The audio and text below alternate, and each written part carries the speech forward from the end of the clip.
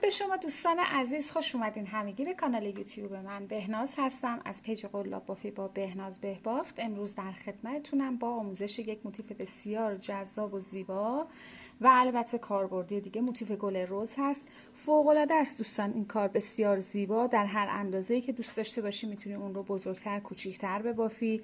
من این موتیف ها رو برای مشتری عزیزم دارم میبافم که یک رو تختی خواستن. از دو نوع موتیف توی این بافت دارم استفاده میکنم. یک موتیف که ساده هست بدون گل رز، همون موتیف هست، فقط قسمت مرکزش رو در آوردم و اومدم یک گل رز توی اون بافتم و سایزش هم تقریبا سایز بزرگی رو براش در نظر گرفتم، 25 سانتی متر هستش.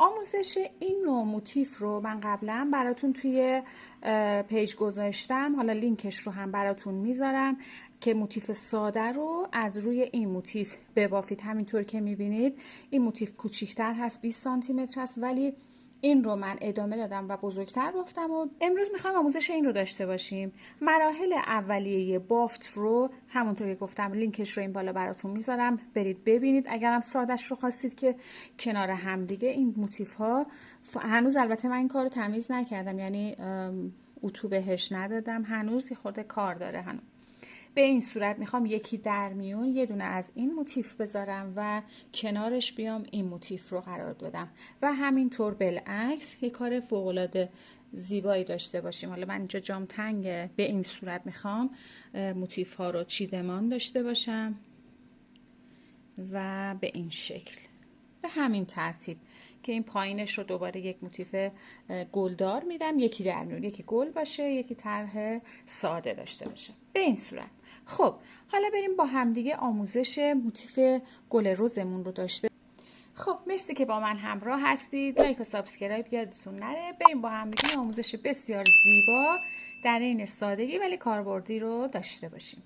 خب برای شروع بافتمون ابتدا میایم گلمون رو، یه همچین گلی رو باید ببافیم. بریم با هم. من یادم رفت بگم توی 3 نوع رنگ هم از این کار استفاده کردم. بریم گلش رو شروع کنیم. برای شروع بافتمون ابتدا میایم یک حلقه جادویی میزنیم به هر روشی که بلدید. 3 زنجیره به عنوان یک پایه بلند، 1 2 3، یعنی 6 تا زنجیره زدم، 3 تا به عنوان یک پایه بلند، 3 تاش برای فاصله.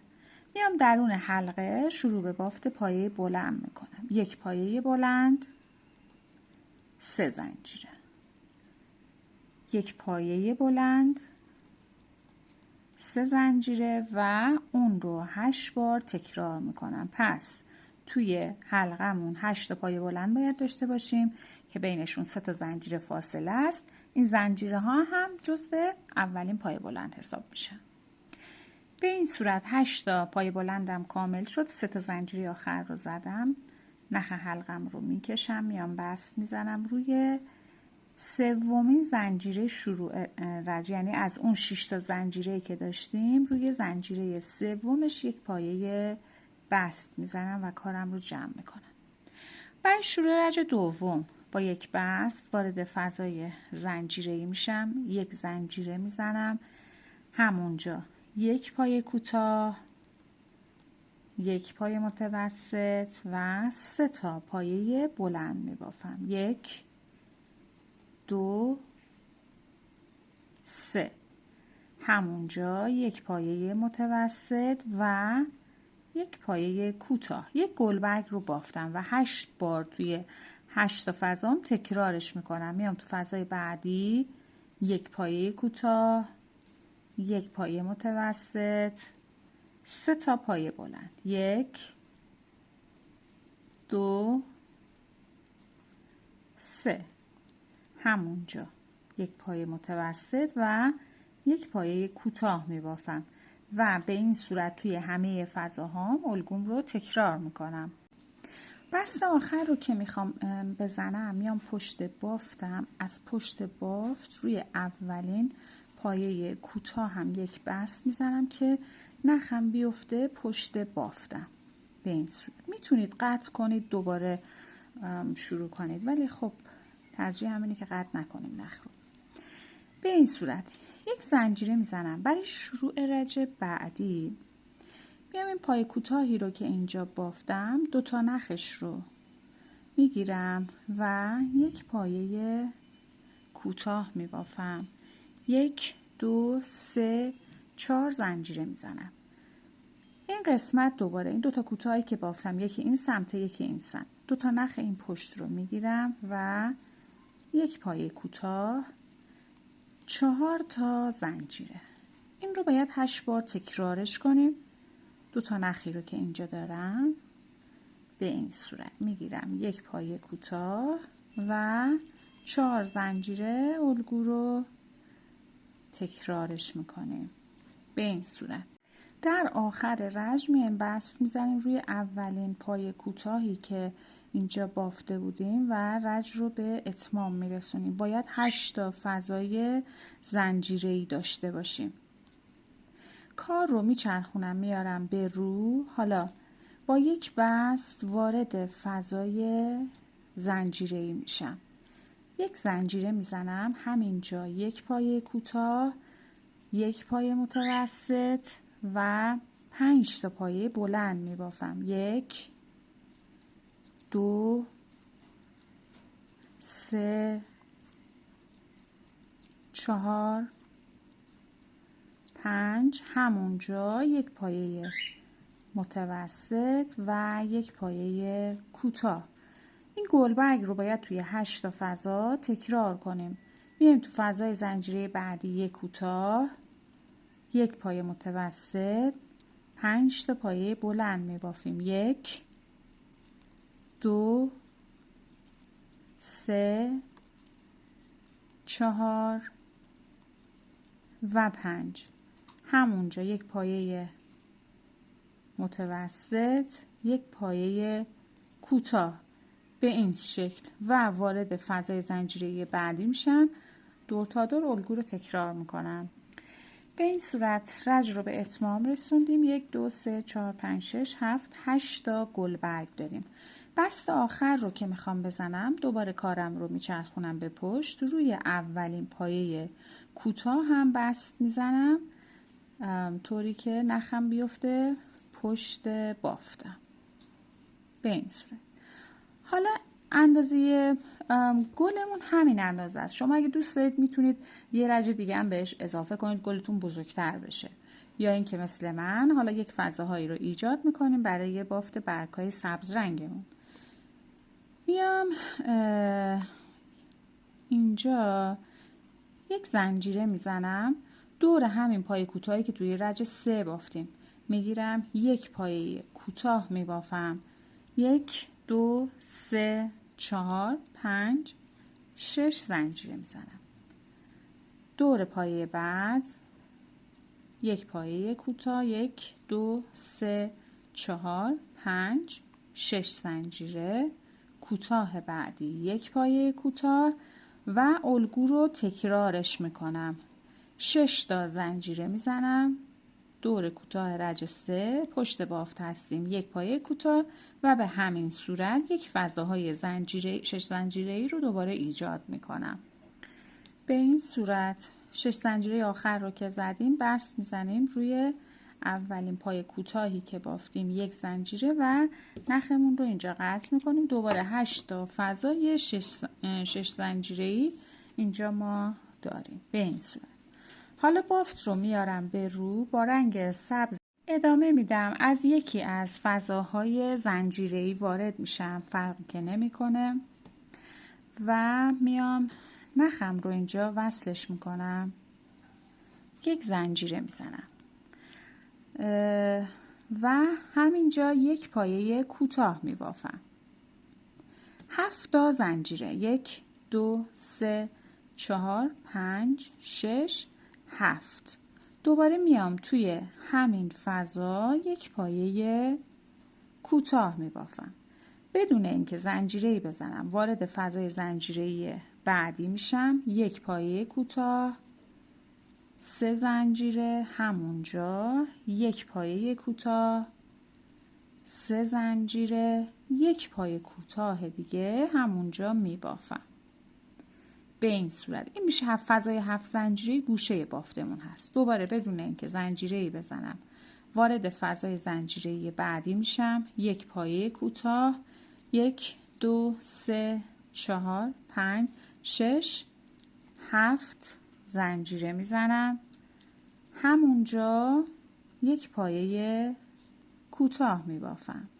میام توی فضای زنجیره بعدی، یک پایه کوتاه، 1 2 3 زنجیره. همونجا یک پایه کوتاه، 3 زنجیره و یک پایه کوتاه دیگه تو همون فضا میبافم.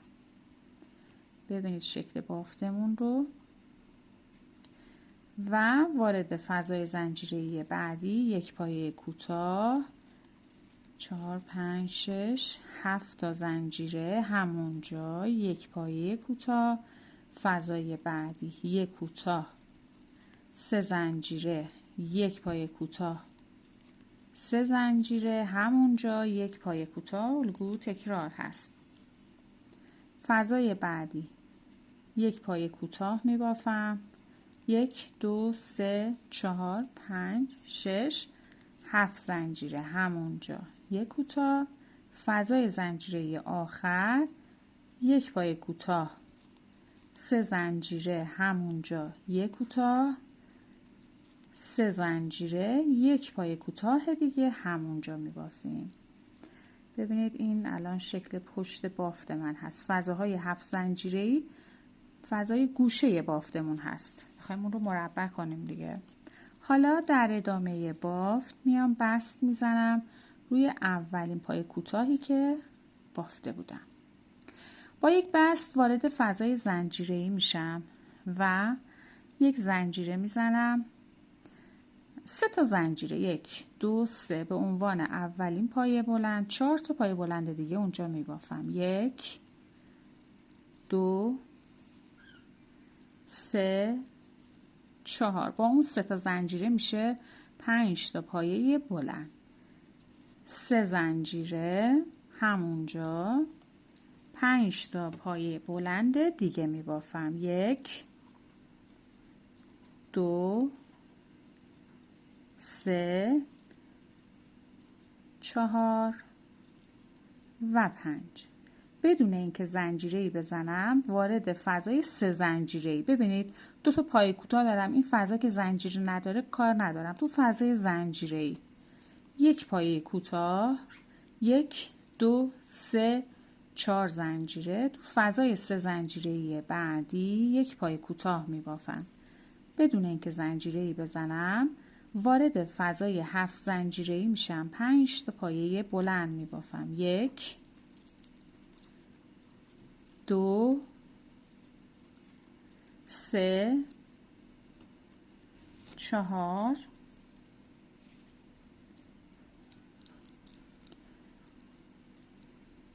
5 1 2 3 زنجیره. همونجا 5 تا پایه بلند دیگه. 1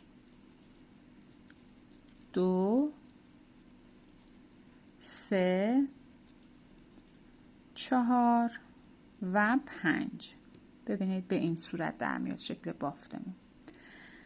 بدون زنجیره وارد فضای 3 زنجیره یک پایه کوتاه، 4 تا زنجیره میزنم. فضای زنجیره بعدی یک پایه کوتاه. در فضای 7 زنجیره الگو رو تکرارش میکنم با 5 تا پایه بلند، 3 زنجیره، 5 پایه بلند و به همین روش الگو رو ادامه میدیم. این میشه پشت بافتم. این هم که روی بافتمون هست. کاملش کنیم.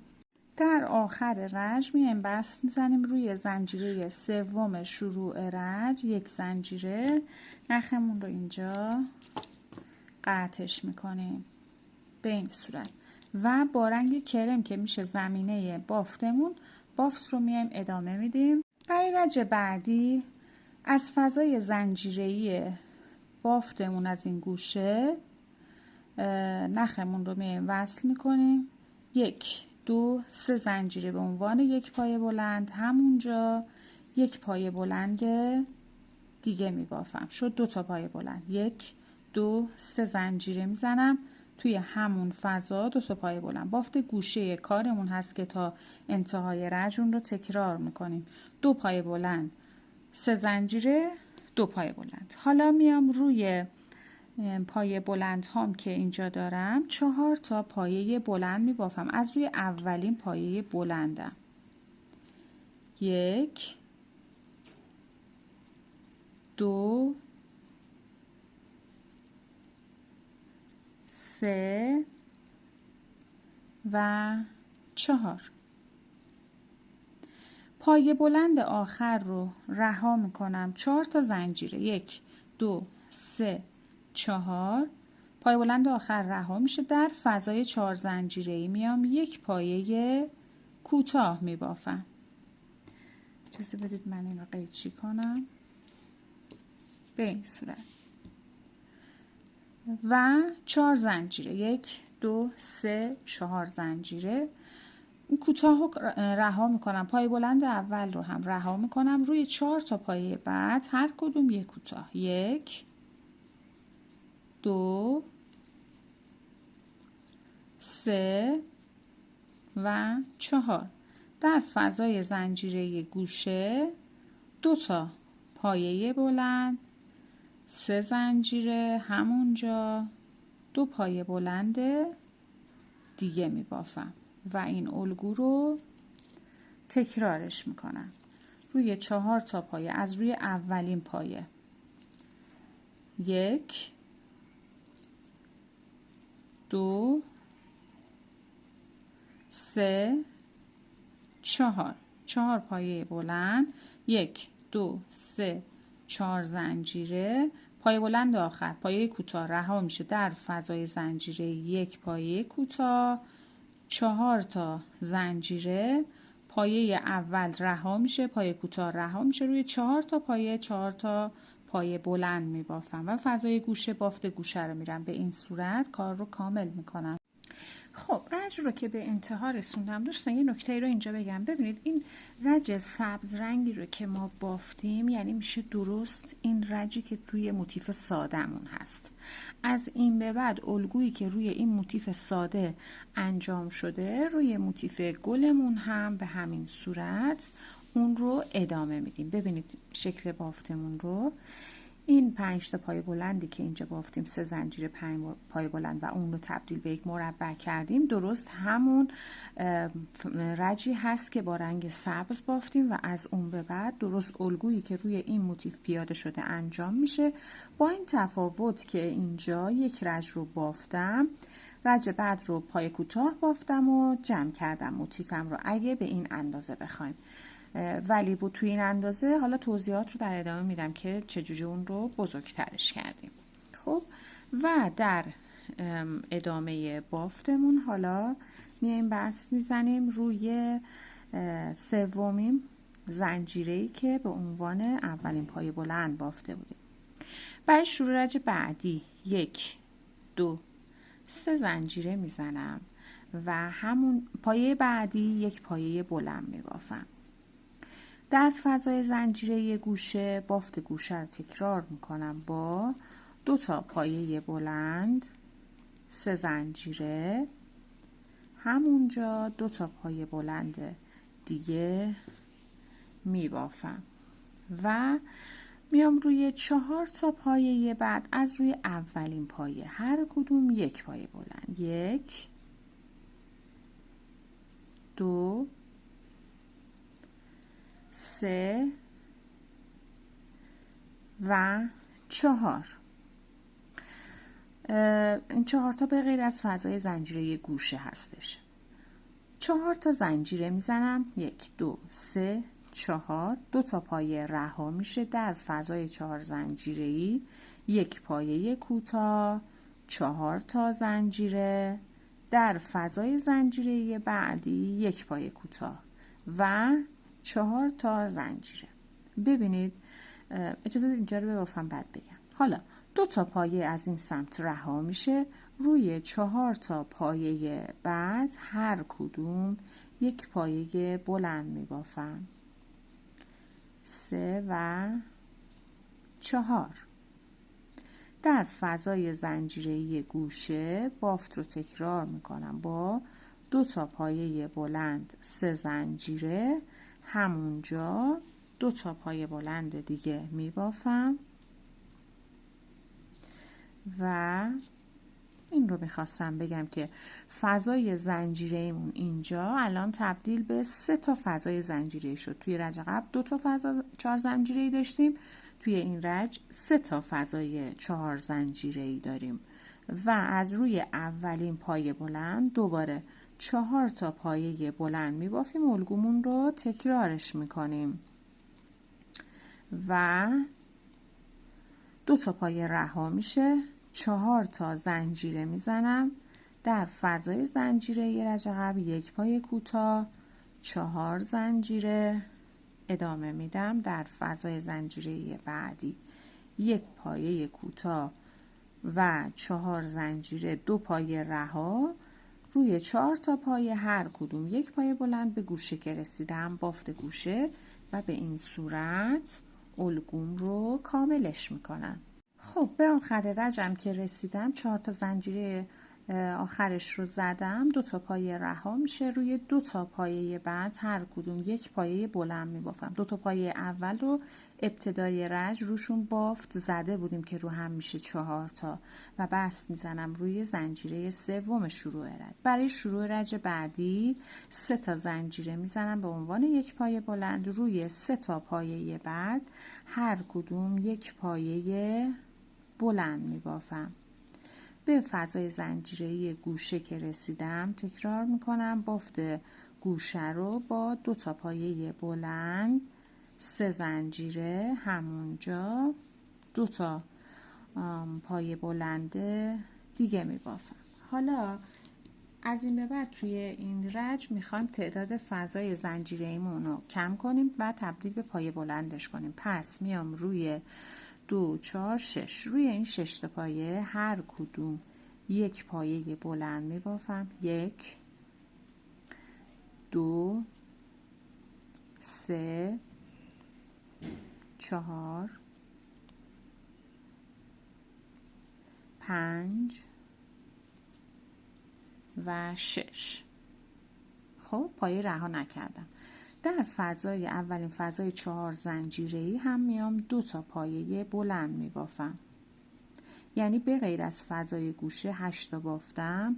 با فضای گوشه حساب کنیم 1 2 3 4 5 6 7 8 9 10 تا پایه بلند بافتم و 1 2 3 4 زنجیره در فضای 4 زنجیره‌ای وسط 1 پایه کوتاه میبافم، 4 تا زنجیره میزنم در فضای بعدی، درست به قرینه تکرار میکنم مثل این سمت. ابتدا در فضای 4 زنجیره‌ای 2 تا پایه بلند میبافم، روی هر کدوم از پایه ها این 6 تا پایه‌ای که داریم هم 1 پایه بلند میبافم.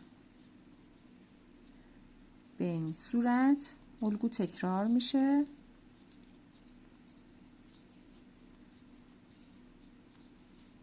و به فضای زنجیره‌ای گوشه که رسیدم بافت گوشه رو تکرار میکنم با 2 تا پایه بلند 2 زنجیره، همونجا 2 تا پایه بلند دیگه میبافم.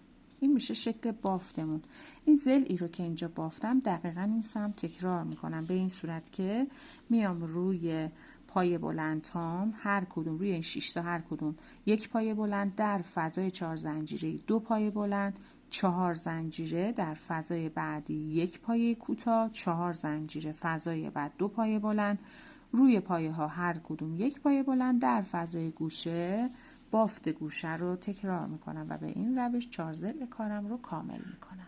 خب در آخر رجمون 4 تا زنجیره رو زدم در فضای زنجیره سوم 2 تا پایه بلند هم اینجا میبافم و میام روی 2 تا پایه بلندی که بافته نشده هم هر کدوم 1 پایه بلند به این صورت و میام بست میزنم روی زنجیره سوم شروع رجم به این شکل. و حالا بافت رو ادامه میدم. دوباره 3 تا زنجیره به عنوان یک پایه بلند روی پایه ها هر کدوم یک پایه بلند می بافم تا برسم به گوشه بافتم. به این صورت با 3 تا زنجیره شروع رج 6 تا پایه بلند بافتم. این قسمت ها به فضای زنجیره گوشه که رسیدم الگو رو تکرار میکنم با 2 تا پایه بلند، 3 زنجیره همونجا 2 تا پایه بلند می بافم. 2 تا زنجیره زدم و 2 تا پایه بلند هم می بافم. حالا ادامه میدم بافتم رو روی پایه ها هر کدوم یک پایه بلند می بافم تا به فضای زنجیره‌ای برسم. به این صورت من غیر از فضای زنجیره گوشه اومدم 10 تا پایه بلند بافتم. به فضای 4 زنجیره‌ای که رسیدم حالا توی این فضا 2 تا پایه بلند می بافم. میخوایم فضاهامون رو کلا از بین ببریم دیگه فضایی نداشته باشیم. یواش البته. حالا 4 تا زنجیره میزنم در فضای اینجا 3 تا زنجیره میزنم چون 4 تا یه خورده باز میمونه، گشاد میمونه کار. 3 تا زنجیره زدم و حالا اینجا 2 تا پایه بلند می بافم و ادامه میدم بافتم رو روی هر کدوم از پایه ها یک پایه بلند می بافم. در واقع میشه 10 تا پایه بلند این قسمت داریم که روی هر کدوم یک پایه بلند می بافیم. به این صورت تا برسیم به فضای زنجیره گوشه. فضای زنجیره گوشه هم که تا پایان رج تکرار میشه.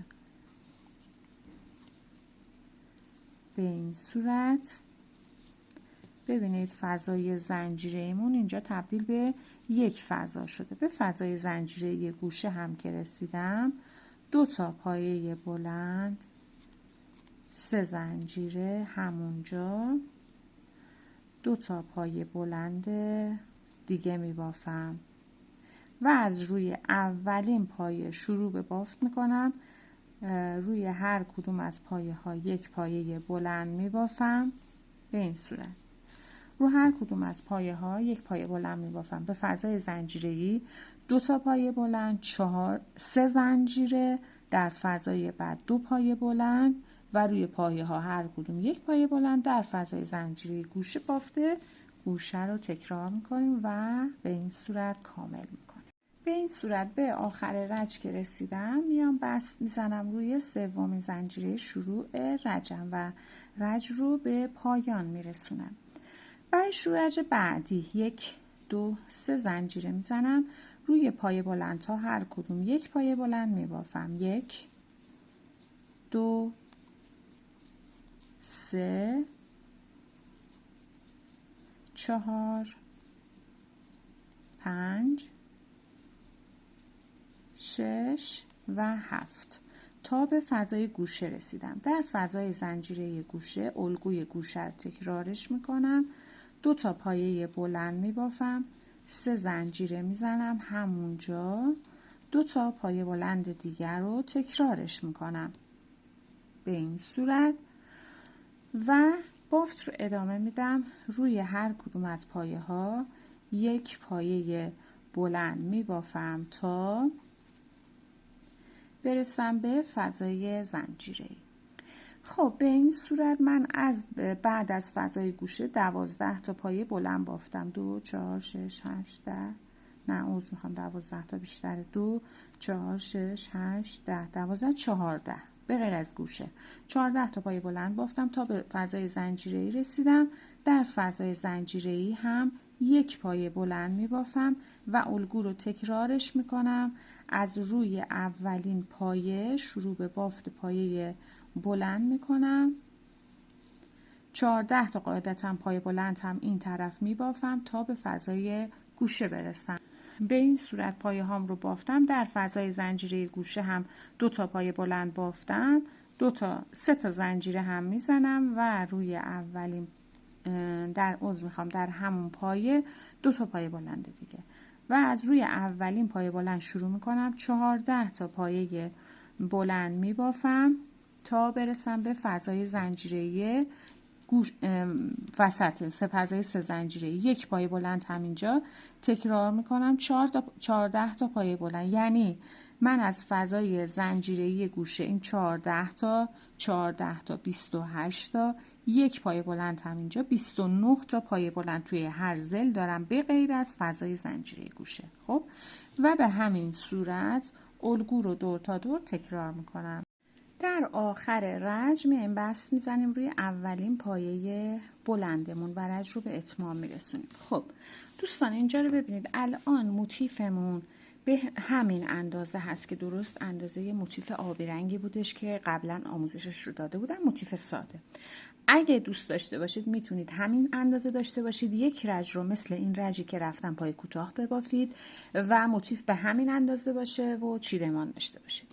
ولی من میخوام موتیفم بزرگتر بشه، پس اومدم ببینید درست این رجی هست که الان من اینجا بافتم، یک پایه بلندی رو که بافتم درست این رج هست. خب حالا میام 2 رج دیگر رو هم ساده بافی انجام میدم، یعنی روی پایه هام هر کدوم یک پایه بلند میبافم به این صورت که حالا این ویدیوش هم میگیرم 1 2 3 زنجیره میزنم روی پایه ها هر کدوم یک پایه بلند میبافم تا برسم به فضای زنجیره گوشه به این صورت. حالا شما هر اندازه که دوست داشتید، ولی این دیگه از این بزرگتر دیگه فکر نمی کنم بشه، یه کوسن شاید بشه، اندازش فکر میکنم اوکی باشه. در فضای زنجیره گوشه 2 تا پایه بلند، 3 زنجیره، 2 پایه بلند همینجا میبافم. خب به این صورت و از روی اولین پایه شروع به بافت پایه بلند میکنم، روی هر کدوم از پایه بلند میبافم 33 تا پایه بلند تا به فضای گوشه برسم. به فضای گوشه که رسیدم بافت گوشه رو تکرار میکنم. این رج رو که بافتم همونطور که گفتم مثل این رج یک رج دیگر رو هم به همین صورت میبافم. پس این 2 رج رو کاملش کنیم و بیایم برای ادامه بافتمون.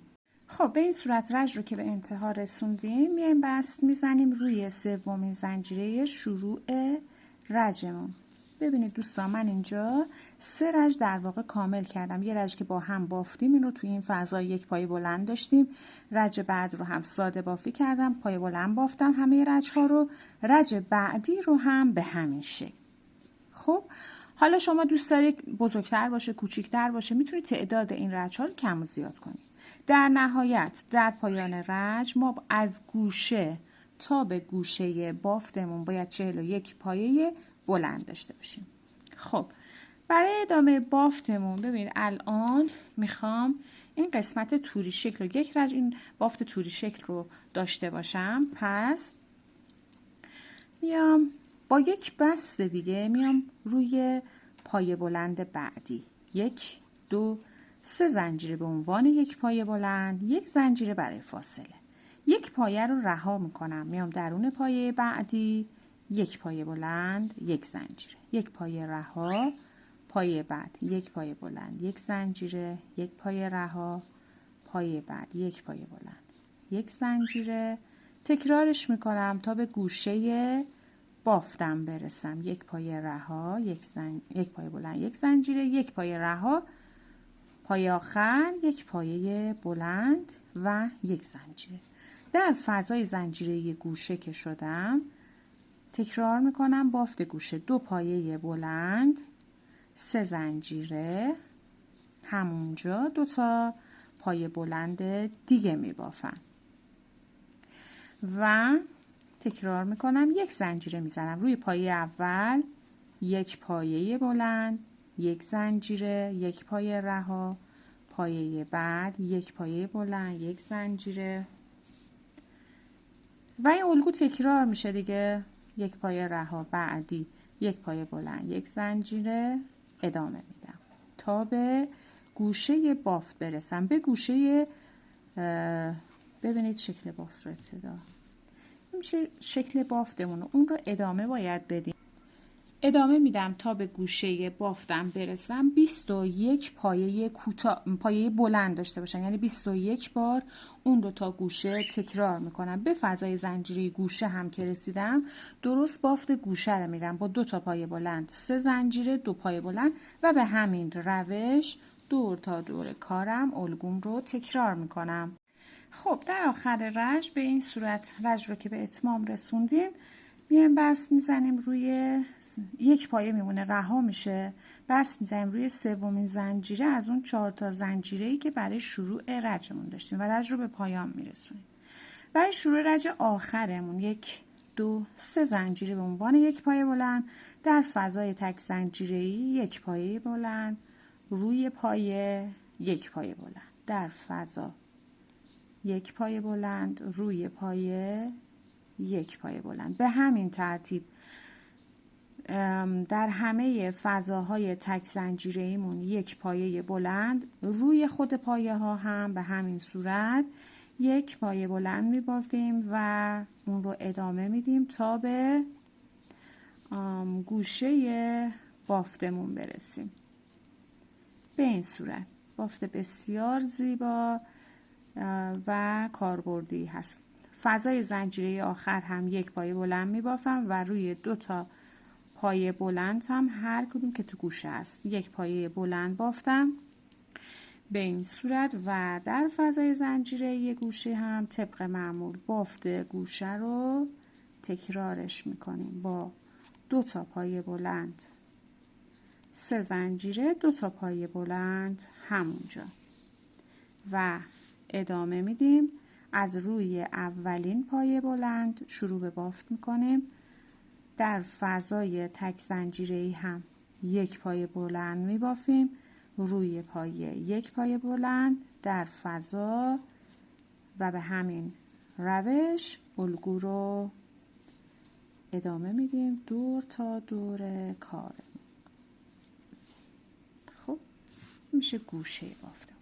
به این صورت اون رو تا انتهای رج کامل میکنیم. خب عزیزان به این صورت موتیف بسیار زیبای گل رزمون رو به اتمام رسوندیم. این هم که موتیف ساده همین کارمون بود، همونطور که گفتم موتیفی بود که سادهش رو قبلا آموزشش رو براتون گذاشتم، لینکش حتما موجود هست تو دیسکریپشن، میتونید مراجعه کنید و اون رو ببافید و کارهای بسیار زیبایی کنار همدیگه خلق کنید. دوستان حتی میتونید به جای گل رز شما یه گل دیگه ای رو انتخاب کنید. توی پیج انواع مختلف موتیفای گل موجود هست، میتونید استفاده کنید و حتی از این کار هم میتونید اگه برای کوسن میبافید 4 تا از این مدل ببافید برای کوسن و 1 مدل از این موتیف ساده رو حالا گسترش بدید، بزرگترش کنید برای پشت کوسن یا این کوسن یا حالا هر نوع کوسن دیگه که حالا زیاد تو پیج هست استفاده کنید برای پشت اون کار. خب امیدوارم که از این آموزش هم خوشتون اومده باشه. مرسی که تا این لحظه با من همراه بودید. ممنون از پیام‌های بسیار قشنگتون. تا یه روز دیگه و یا آموزش دیگه. خدا نگهدارتون.